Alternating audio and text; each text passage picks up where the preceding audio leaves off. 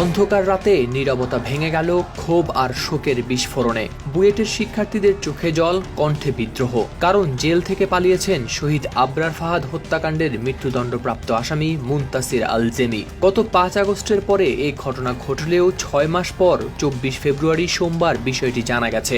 আবরার ফাহাদের ছোট ভাই ও বুয়েট শিক্ষার্থী আবরার ফাইয়াজ সোমবার সন্ধ্যায় ফেসবুকে দেয়া এক পোস্টে লিখেন, আবরার ফাহাদ হত্যার দায়ে মৃত্যুদণ্ডপ্রাপ্ত আসামি জেমি জেলখানা থেকে পালিয়ে গেছে ৫ আগস্টের পরে, অথচ আমাদের জানানো হচ্ছে আজকে, যখন ওর আইনজীবী কোনো যুক্তিতর্ক উপস্থাপন করতে আসেনি। তখন ফাঁসির আসামির তো কন্ডেম সেলে থাকার কথা ছিল, সে পালায় কিভাবে? পালানোর পরেও এই তথ্য বাইরে না আসা তো এটাই প্রমাণ করে যে তাকে ধরতেও কোনো চেষ্টা করা হয়নি। পূর্বে থেকেই পলাতক রয়েছে আরও ৩ জন।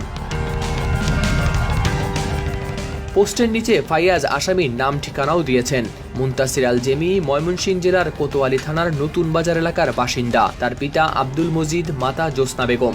বসুন্ধরা ডায়াপেন্ট এখন আরো উন্নত। এই হট এয়ার থ্রো টপশিট দ্রুত শোষণ করে সোনামণিকে দেয় কোমল অনুভূতি। ফাঁসির আসামি মুনতাসির আল জেমি কাশিমপুর কেন্দ্রীয় কারাগারে বন্দী ছিলেন। কাশিমপুর কারা কর্তৃপক্ষের বরাতে deputy attorney general Mohammad Jasim Sarkar জানান, গেল বছরের ৬ আগস্ট কারাগার থেকে পালিয়েছেন জেমি। সেদিন কাশিমপুর কারাগার থেকে মোট ২০৯ জন বন্দী পালিয়ে যান। পরদিন ৭ আগস্ট কারা কর্তৃপক্ষ গাজীপুরের কোনাবাড়ি থানায় বন্দীদের পালিয়ে যাওয়ার বিষয়ে একটি মামলা করে। সেই মামলায় নাম উল্লেখ থাকা আসামিদের একজন জেমি।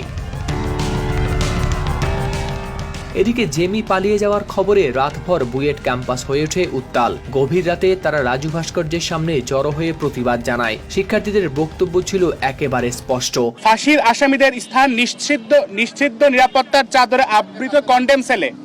সেখান থেকে এত শীর্ষ সন্ত্রাসীর পলায়ন ন্যাক্কারজনক এবং আমাদের জন্য লজ্জার। ফেসবুকে ভারত বিরোধী পোস্ট দেয় ২০১৯ সালের ৭ অক্টোবর রাতে বুয়েটের দ্বিতীয় বর্ষের ছাত্র আবরার ফাহাদকে ছাত্রলীগের একদল সন্ত্রাসী পিটিয়ে মৃত্যু নিশ্চিত করে। ২০২১ সালের ৮ ডিসেম্বর ২০ আসামিকে মৃত্যুদণ্ড, ৫ জনকে যাবজ্জীবন কারাদণ্ড দেন আদালত। নিম্ন আদালতের রায় ডেথ রেফারেন্স হিসেবে ২০২২ সালের ৬ জানুয়ারি মামলার নথি হাইকোর্টে পৌঁছায়। গত বছরের ২৮ নভেম্বর হাইকোর্ট বেঞ্চ এ বিষয়ে শুনানি শুরু করে।